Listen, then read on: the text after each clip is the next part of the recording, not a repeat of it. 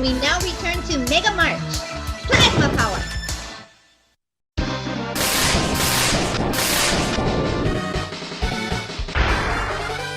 Number 13. Hello everyone, ColeManX here. Mega Man X7. Alright, this one surprisingly starts off very promising. Like, it's fun to see all the, like, the cool art of the characters, and then, like, there's just, like, some gameplay, and you're seeing, like, the actual character models up close, and it actually looks pretty good. I've always kind of liked just how X7 looks, at least as far as the character models. Like, they look like toys, but in a good way, I think. And then, as the opening goes on, we just see that there's this brand new character. You know, he's all over the box art, he's the disc, you know, but just, who is this guy, you know? And then it shows that you can switch characters in the middle of playing. I remember that getting me just pretty excited because, you know, after X4 and especially X5 and X6, where you had multiple characters, but, you know, you just couldn't switch whenever you wanted. Like, being able to do that now is, like, super cool. Like, I know that was, you know, technically an Extreme 2 first, but I didn't play that one until after X7.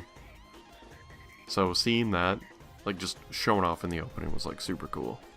And then, like, there's a montage near the end, and it really kind of sells you on the game. Like, it makes it look really fun and awesome, you know, it's just, like, just action montage, and you see all the Mavericks, and then it's just, like boom, boom, boom, fun stuff, explosions, you know, like, I don't know, it really made me wanna play the game. And then, you know, there's the actual opening cutscene. It's, like, real dark and shady.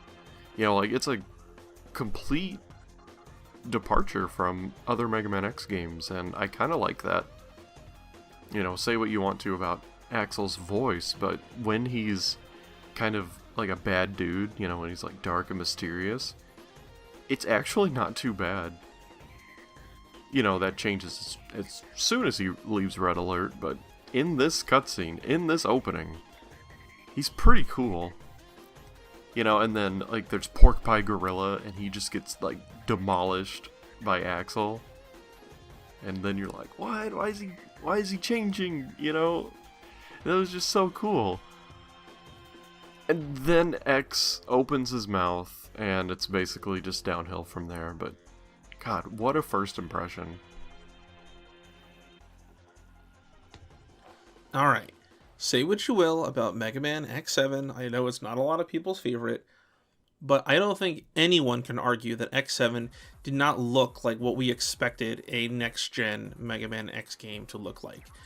Once again, in this era between, like, 2002, 3 to, like, 2004-ish, Capcom really pulled out all the stops in making Mega Man X look cool.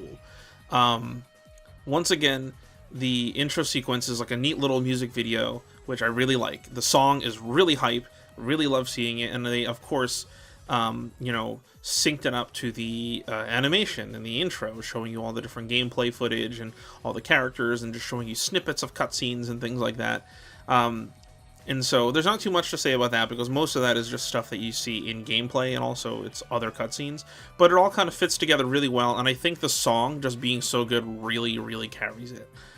So there's that. I love that. I love seeing all the artwork and seeing these neat panning shots of, like, they have some static cutscenes, which use 3D models, but actually seeing the camera sliding through some of those and, like, you know, moving and doing stuff with those otherwise static images that we would see in the game is really cool, because now we're getting to see those those scenes in a way that we don't get to see them when we're actually playing. So that's really neat. But then, of course, there's the actual intro cutscene when you start the game and it plays the cutscene for the first time. I thought it was really interesting, because it starts off and you see these characters and you know something shady is going on. You're like, who are these characters? Who the heck are they? Like, you actually don't even really know who they are. I don't even think it's mentioned in like the manual. It might be like in the manual or something like that. But you see these guys and you know that they're up to no good, because one guy is short and he has like a hat on and he's got a cigar sticking out his mouth. He looks like a gangster. You know something weird is happening. And you know that there's this weird shady business going on. You're like, what's gonna happen? What's the deal with this? And they have like a briefcase that has like some thing in it, and you don't really know what it is. I like to say that this is like Pulp Fiction and Mega Man. They have a briefcase that has like a glowing thing in it, but you never actually know what it is.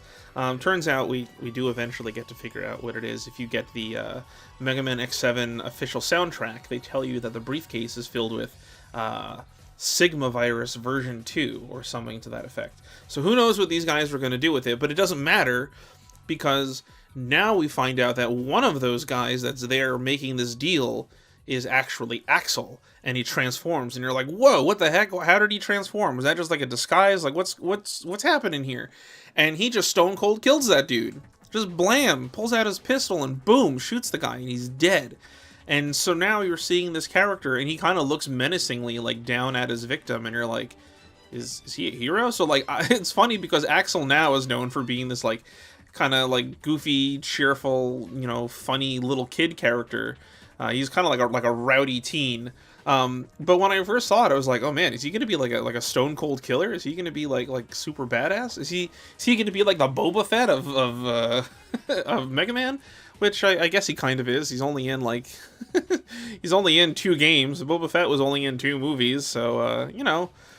But regardless of that, I really like how cool they made the whole sequence seem and how foreboding it was. And it really, once you learn that X7 is all about like the seedy underbelly of the world and how like they have no more faith in the hunters, and there's like, you know, people are vigilantes now, suddenly that intro sequence makes a whole lot more sense, and it fits.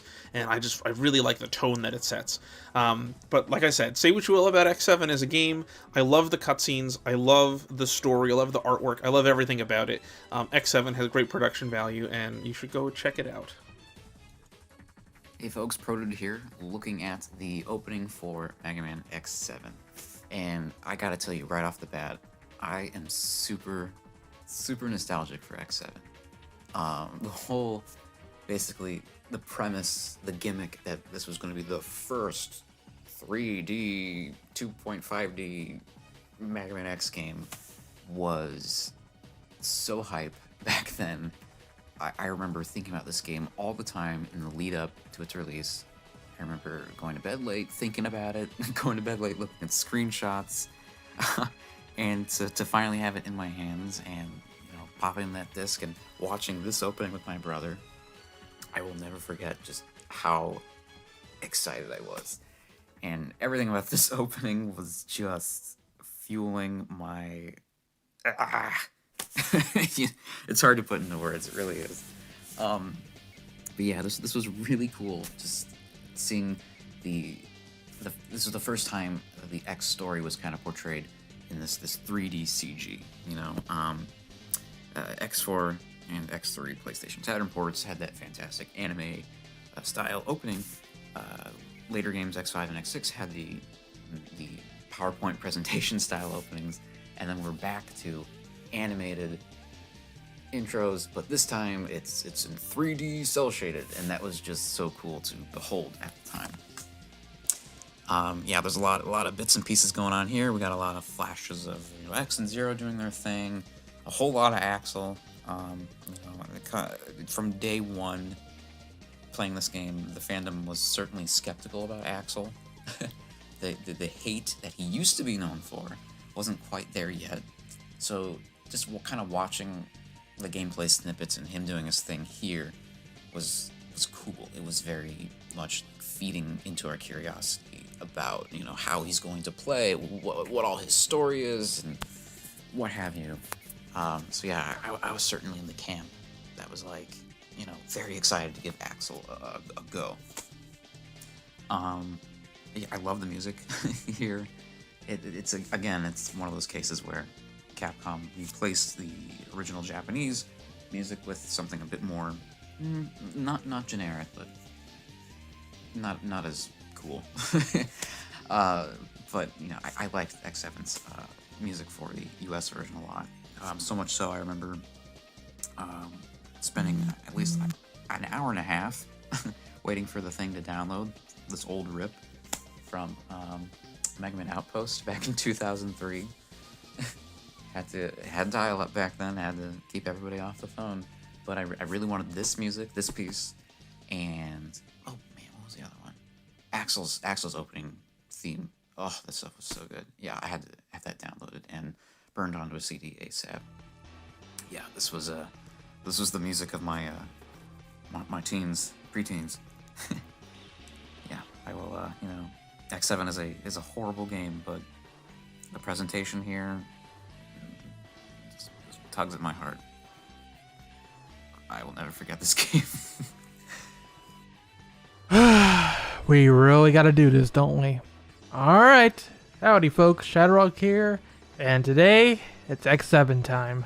And thankfully, we're only talking about the intro sequence, because the intro sequence makes the game look more fun to play than it actually is.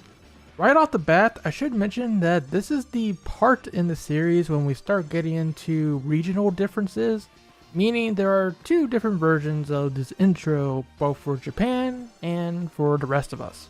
Now, the Western intro, it's catchy enough, I do like the music, but then you look up the Japanese opening and holy crap, I am blown away. Code Crush? That is a banger. It's so good that it really elevates the intro 10 times more.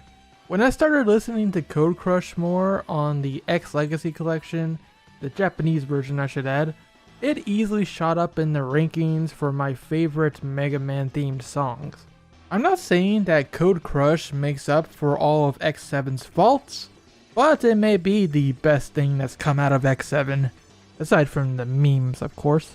But enough gushing, the intro itself, what can I really say about it?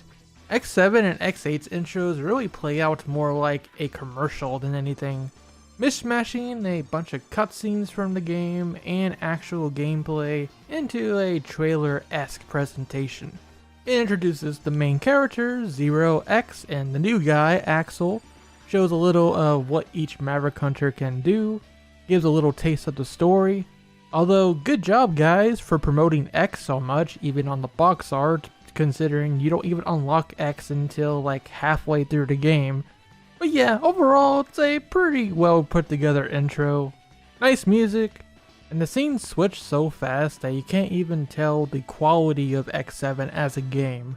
Because as we all know, if you watch a single segment of gameplay for more than 10 seconds, you'll realize you're in for a poop fest.